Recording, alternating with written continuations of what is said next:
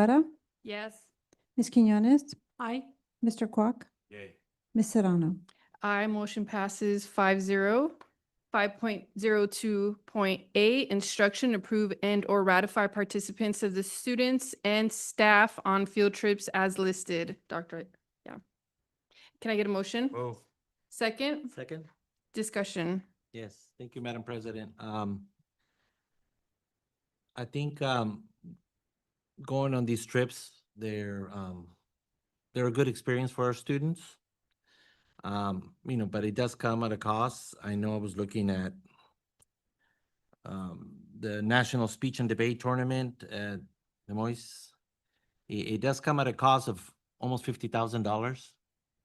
Obviously, any money spent on students is well worth it, but we also include the chaperones, which a lot of times it's staff members. We also have, I see another one for Reno, Nevada, where some of our students are going to be performing at a jazz festival. This is great, but in future dates, let's also look at local venues, City of Industry. I know they offered a lot of events. City of La Puente, Friday nights. There's a lot of things that we can do locally too to present our talent that we have. So I'm all for it, but like I said, it does come at a cost, and just so everybody knows, we're looking at budget. We're looking at where we can subsidize, I guess, some of the funding to may even save positions in the future. So it's just something to think about. But like I said, I know it may seem like, oh, if you start adding the students and the staff, it does add up. Thank you. Thank you. Mr. Quack, I saw your hand up. Thank you, Madam President. These are not the same that were raised, all right? So for example, if you take a look at the Des Moines, it's from learning loss recovery funds, right? It's not coming out from our general reserve. The other one is, the Wilson High School, it's $750, my goodness gracious, and it's from donated funds. Okay, it's donated funds. So are we saying that whoever donates, they can't allow their kids to go there? No, absolutely. I know, but It is 6,500 though. Let's no, look. it's $250 per student. Yeah, 23 students plus Okay. 3 chaperones. Right, Let's 3 do the math. chaperones, but it's donated funds. I understand. Okay. And this is great, but we don't know if we're gonna have this donation coming forth, the next year. If I I hope we may, I think I have the floor, if I may. But the point is, I don't care if it's $1 million, okay? It's donated. Somebody's donated this. They wanted to send these kids, right? So it's not all the same. Now, if it was coming in from general reserve, then I think that the argument then is true, right? But let's be clear. This is donated funds. I presume it's from their families, from, kids. I don't know. But I do know it's donated. It's different than every other one of these things because this is 100% donation. Thank you very much. I yield. Actually, Ms. Laura had her hand up next. Reason I had my hand up earlier too, because I was about to say the same thing as Mr. Quack. These for Reno are donations funds, and they want to go, then they should be able to go. We as a board should tell them, no, you can't go. The money was donated, and we can't tell them how to spend this money. They're decided to go to Reno. We can say stay local. They should be able to spend their donations how the Wilson High School approved for them to perform at the Jazz Festival. The others are grants too. Learning loss recovery funds, the grant funds. We should be spending monies, like Mr. Kwok said, it's not coming out of the general funds. And if it was general funds and it's a lot of money, yes, I agree, we should look at that. But many of these items that we look at and people have issues with, it's decisions that are made at the local level, and they should be able to spend their money on there. They get a budget every year and they allocate the funds of what they want to spend their money on.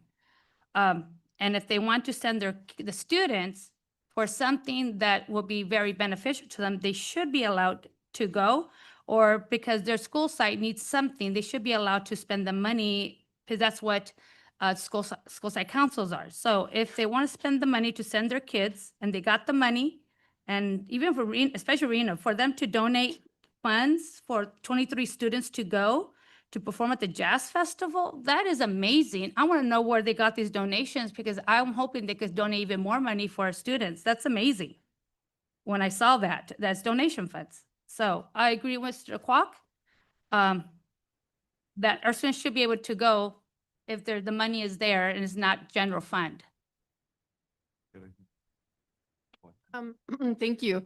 And so I was just asking Dr. Jimenez, I think all of us kind of have an underlying similar root, and the root is we want to be cognizant of the spending that we're doing. That's really the key point here.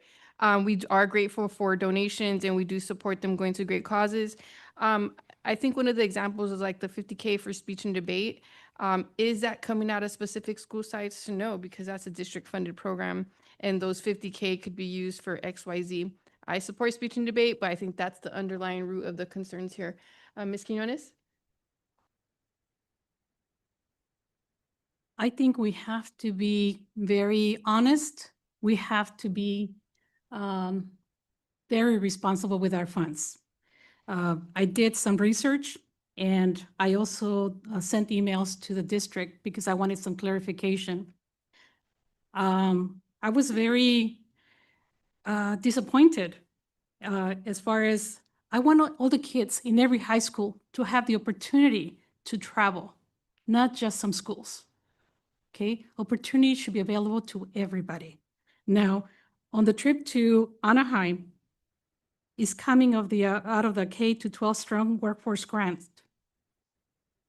Does the public know what that grant is for? We don't. Maybe we should have this on the website so that the public is aware of what is the intention of these funds. Secondly, I asked, is every high school going or being part of the Business Leaders of America? Do you know what the answer was? No. There's only 2 schools, and that is Wilson and Los Altos. So I asked, why is La Puente and Workman not part of this?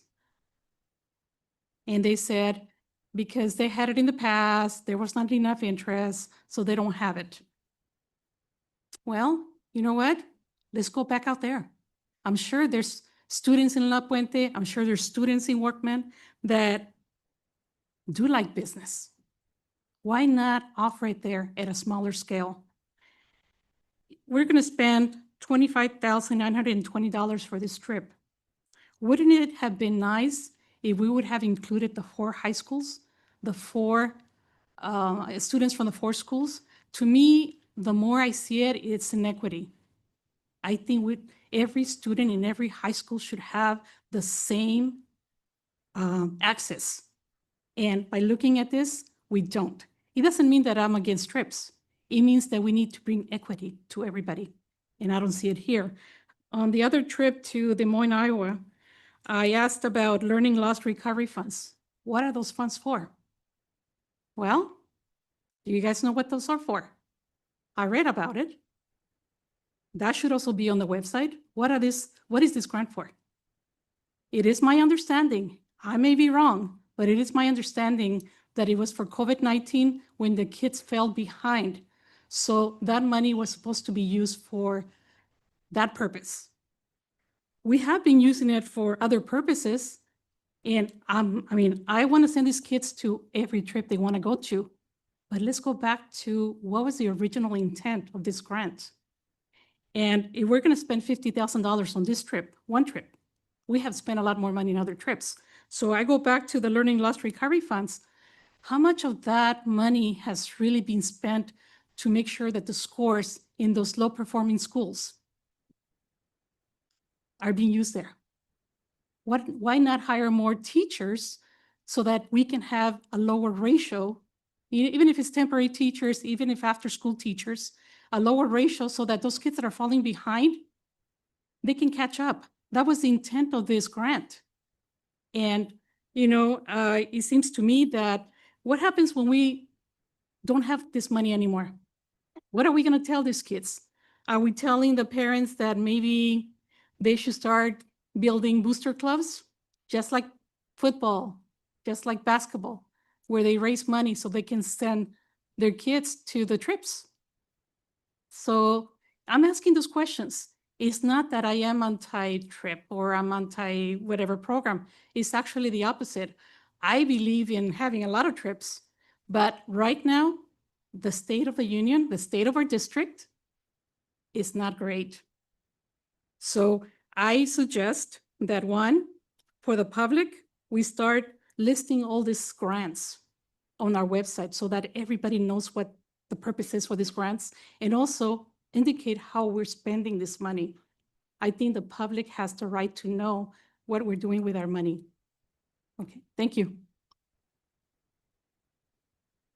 Mr. Kwok, I saw your hand up. Thank you, Madam President. Appreciate it.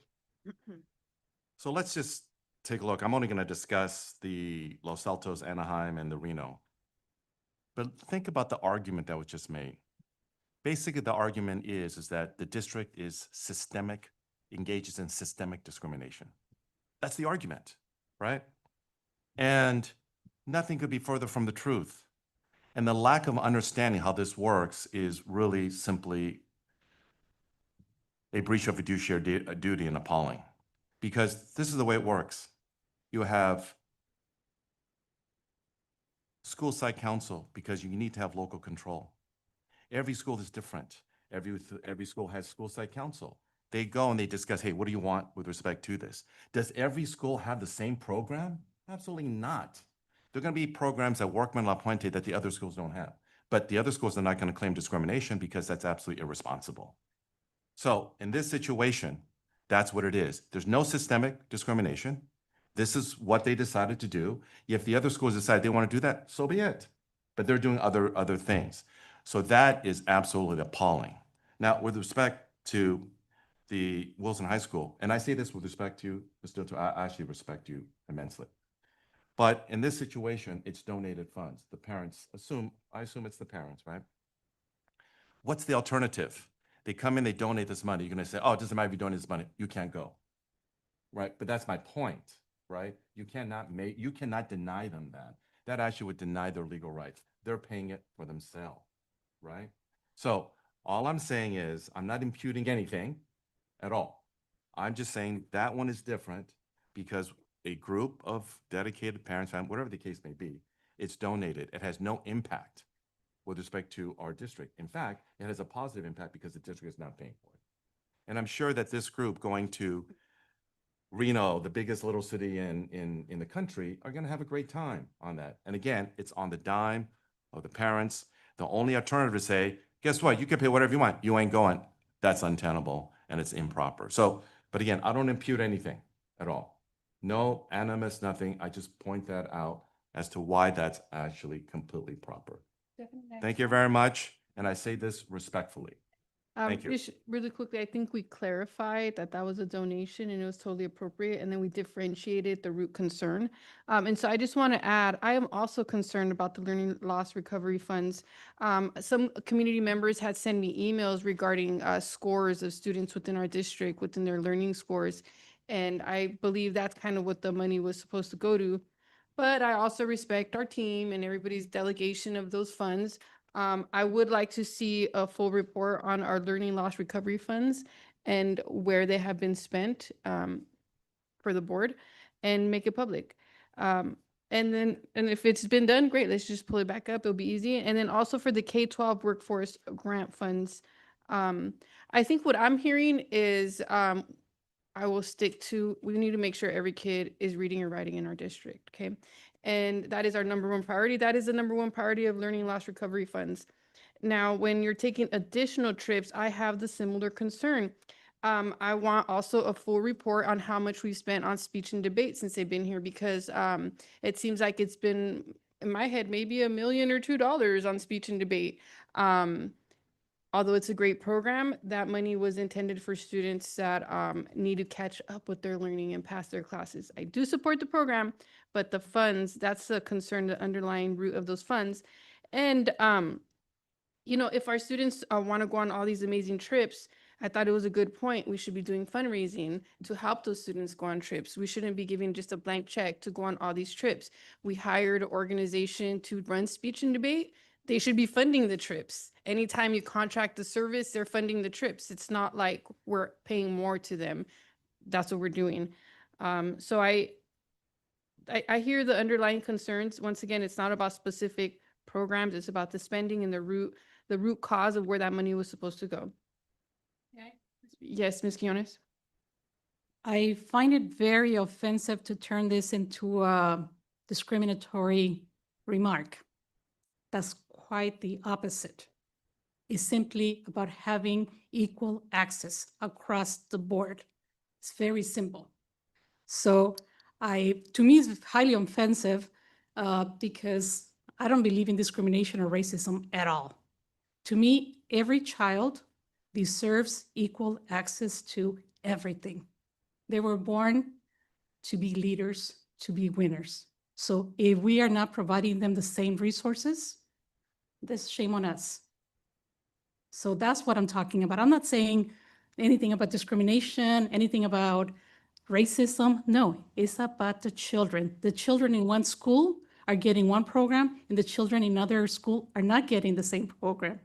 And I can tell you, coming from the business side of things, there's a lot of kids that like business.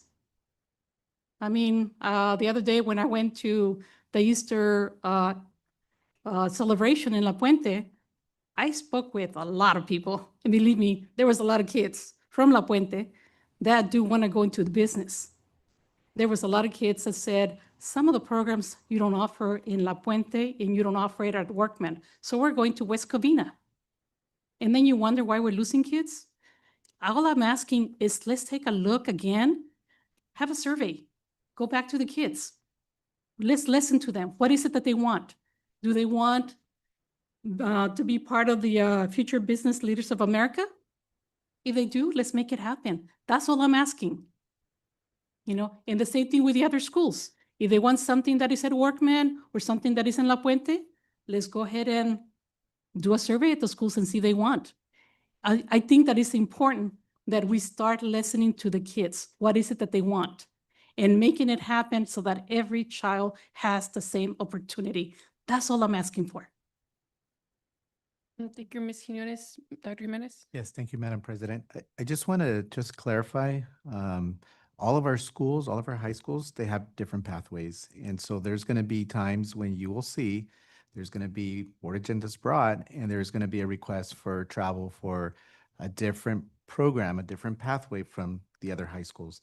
And so that is something that I know our Executive Director of High Schools, Dr. Anderson, you know, he's reminded me of that, all the different pathways that we have. And so we can provide the board with that information that shows all the different pathways in all the different high schools. So all of our high schools have different pathways.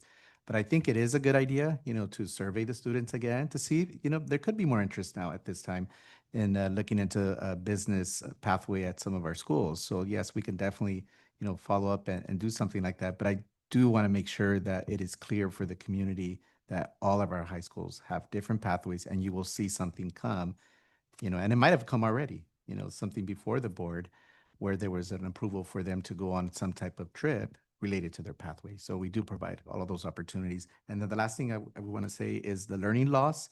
It's beyond also just reading and writing. So that it also impacts social emotional learning. So that was a big component that affected students most than reading and writing. And so SEL we need to make sure that we are focusing on our students' social emotional learning, and speech and debate has done that.